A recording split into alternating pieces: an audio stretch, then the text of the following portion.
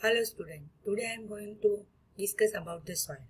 Generally the soil is upper layer of the earth, but technically for civil engineer, what is soil, how the soil formation will take place and what are the different process or what are the different methods which are involved in the formation of the soil. This is the basic definition of soil. Soil is a natural body which comprises of solids, that is in form of weathered minerals, rock and decaying organic matter, liquid and gases that occurs on the land surface, occupies the space and is characterized by horizons or layers. Now how soil originated?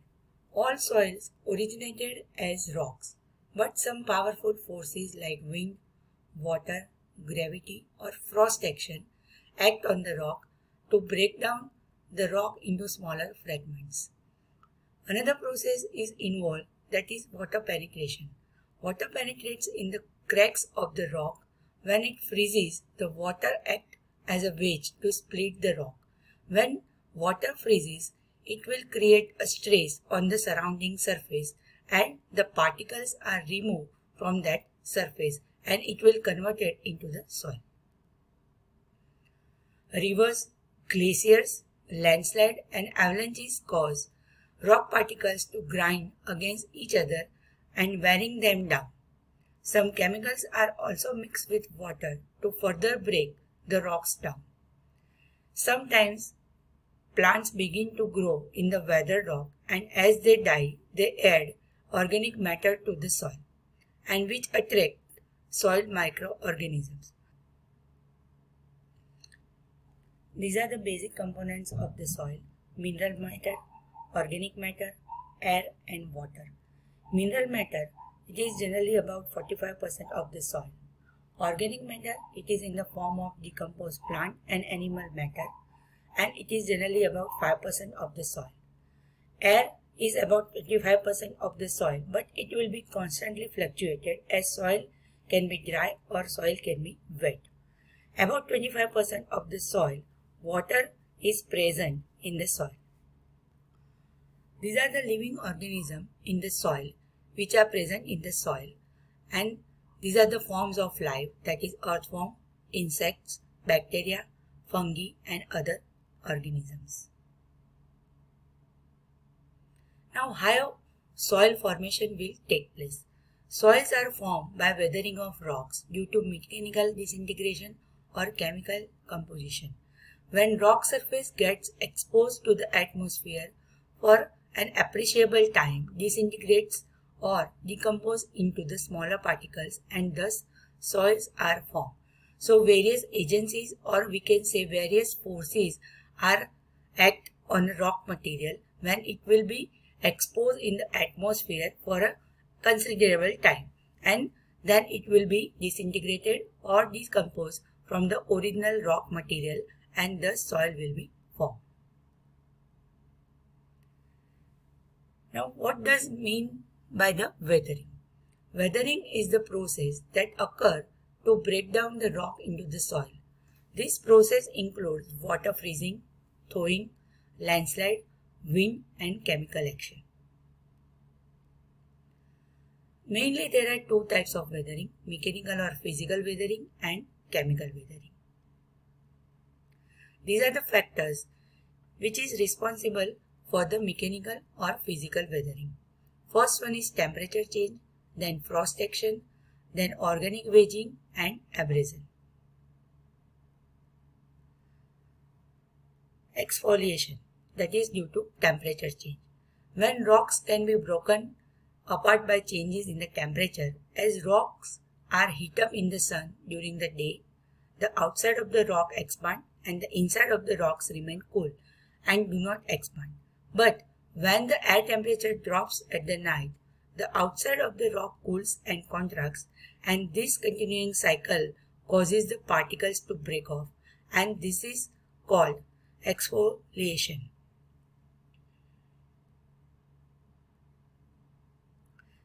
In image we can see that the upper layer or outer surface of the rock will break down into the smaller particles or will remove from the upper layer of the rock and it will convert it into the soil.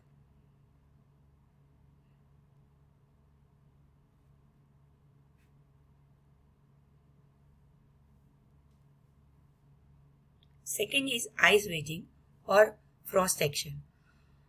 Unlike the most liquid, water expands when it freezes. The repeated freezing and melting of water due to temperature changes in the atmosphere, that is called frost action, and it is another cause of mechanical weathering. When water freezes in the cracks of the rock, it expands and making the cracks larger, and in time this causes the rock to break into the pieces. We can understand this from this figure. We can see the water will go into the cracks of the rock. When it will freeze, it will create a pressure on the surrounding surface of the rock, and this rock will convert it into the smaller particle and form soil. Organic activity. Plants and animals can cause mechanical weathering. The roots of plant sometimes loosen the rock material. A plant growing in a crack can make the crack larger as the roots spread out, and this is known as root pry. So this is the organic activity which is responsible for mechanical weathering. In figure we can see that due to spreading of roots, the layer of the rock will be come out, or real layer of the rock will convert it into the smaller particles and form soil. And last factor which is affected on the mechanical weathering, that is abrasion. Abrasion occurs when rocks rub against each other and scouring will take place, and it will result into the soil formation. Second type of weathering is chemical weathering. Due to alteration in the chemical properties of the rock minerals, new compounds are formed. Minerals can be added or removed or break down, or we can say decompose. When the chemical reaction between minerals will take place, some of the minerals are added to the rock, some of the minerals are removed from the rock, and some of the minerals can be decomposed due to chemical reaction. Many substances react chemically with rocks to break them down. These are the processes which involve in chemical weathering: hydrolysis, oxidation, solution, and carbonation. Hydrolysis. In this process, water combines with the rock minerals and result in the formation of a new chemical compound. The chemical reaction causes a change in the volume and decomposition of rock into the smaller particle. So basically here, when the water will present around the rock, this process will take place and the soil formation will occur. Second process, that is oxidation. In this process, oxygen in the atmosphere combines with the minerals in rocks, and oxidation results in decomposition of the rock. Generally, the oxidation of the rock is similar to the rusting of the steel. So we can see here in the image that the rusting of the rock will take place and the rock will form a red or orange color. Next one is solution. It is also known as leaching. Some of the rock minerals like calcium carbonate form a solution with water when they get dissolved in the water, and some of the chemical reaction will take place in the solution and soil are formed. We can see here the image of solution or image of leaching. Next one is carbonation. In this process, carbon dioxide dissolves in water and form a carbonic acid that reacts with the many common minerals.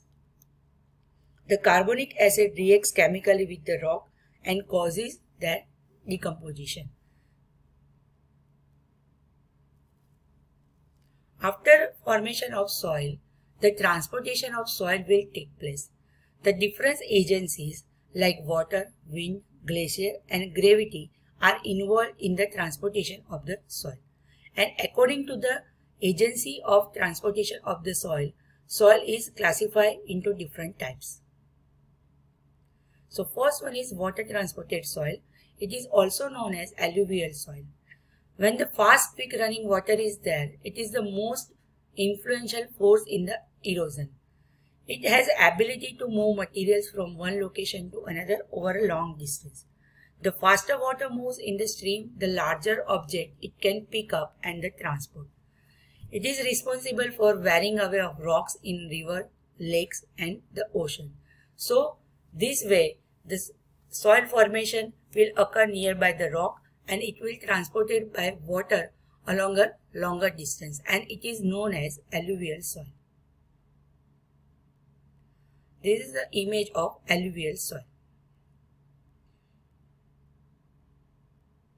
Second one is wind transported soil. It is also known as aeolian soil. When wind erodes the softer and weaker part of the rock first and leaving the harder or more resistant rock behind. When the wind velocity is higher, it will convert the softer or weaker part of the rock first, and heavy or more resistant rock will stay at the original place. The particle size of the rock is dependent on the velocity of wind.